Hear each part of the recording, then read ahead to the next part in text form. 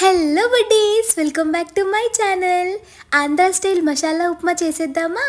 ముందుగా కడాయి పెట్టి 1 cup of Suji రవ్వని లో ఫ్లేమ్పై కాస్త ఫ్రై చేసుకొని పక్కన పెట్టుకోవాలి.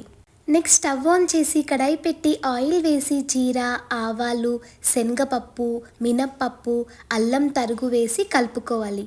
అందులో చిన్నగా కట్ చేసుకున్న ఆనియన్స్, పచ్చిమిర్చి, జీడిపప్పు వేసి మంచిగా ఫ్రై చేసుకోవాలి. నెక్స్ట్ కట్ చేసుకున్న ఆలు, క్యారెట్ వేసి బాగా ఫ్రై చేయాలి.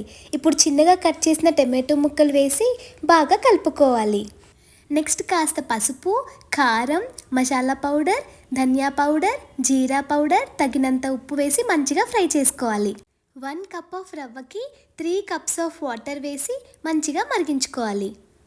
నెక్స్ట్ మెల్లగా కలుపుకుంటూ రవ్వ వేసుకొని లిడ్ పెట్టేయాలి. దీన్ని లో టు మీడియం ఫ్లేమ్లో ఒక 5 మినిట్స్ ఉంచి స్టవ్ ఆఫ్ చేసేసుకోవడమే. అంతేనండి. ఒక్కసారి ఇలా ట్రై చేయండి. ఉప్మా తినని వాళ్ళు కూడా అడిగి మరీ తింటారు. సబ్స్క్రైబ్.